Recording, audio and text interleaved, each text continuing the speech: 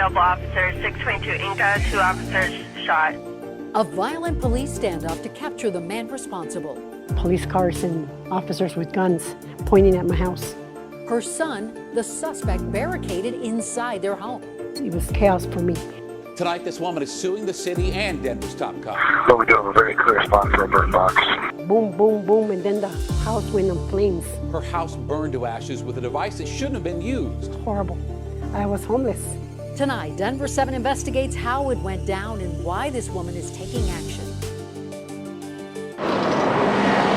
622 Inca Street looks very different than it did last January. Need all available officers. 622 Inca, 2 officers shot. SWAT officers had guns drawn. Come to the front door with your hands up. And flashing lights were everywhere. As a 4-hour-long standoff played out. It was like pop, pop, pop, pop, pop. Denver police were trying to get a barricaded gunman who shot 2 of their own to give up. I told my fiance something's happening at the house. That gunman was Mary Ellis Quintana's son, and it was her home where he was hiding. My heart's beating, racing, I'm scared. Worried about her son, she says an officer took her in a police car down the street. Just moved me as far away from the house as they could. They had the streets closed for blocks. When did you first see the flames? From the corner, I walked over there. That's when I seen the smoke. And I told her, oh my God, my house is on fire. It would be days before Quintana would know just how bad the damage was. What did you see when you saw your house for the first time?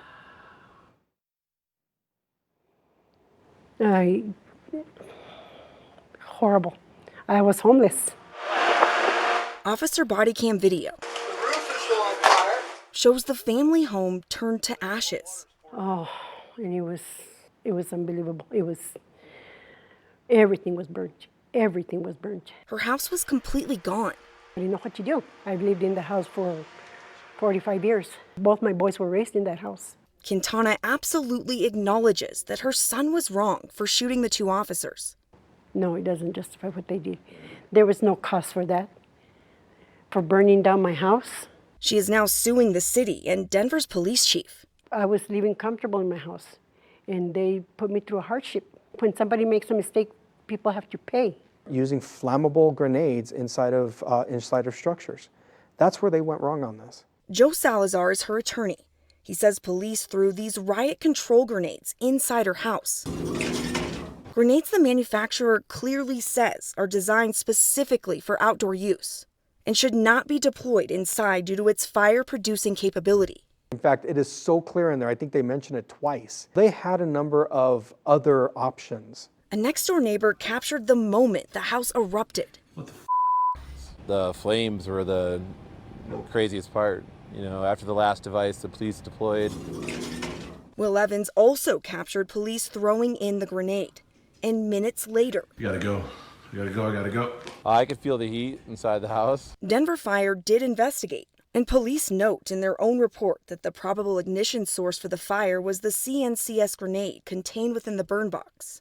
And that's the last window they haven't broken. A burn box seen here in video taken by that same neighbor. Have some kind of device. A chaotic scene that was also heard on police radio traffic.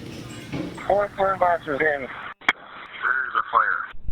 I need a charge hose immediately on the 2 sides. We got a full fire inside that room. A fire that left Quintana homeless and grieving for her son who shot himself in the midst of the chaos. He's just like dying. It's just that out of breath, out of any sense of living. Back at 622 Inca Street, life is getting somewhat back to normal. I'm better now. I cry and pray a lot. Insurance money helped Quintana rebuild her house, but she lost just about everything she owned. I worked all these years to live in that house, to be comfortable for my retirement years. And this happened, and now I have to start all over again. She understands the sins of her son, but says those don't give police the right to commit their own. It was a nightmare. I don't wish this on anybody else, ever. The 2 officers who were shot that day made a full recovery.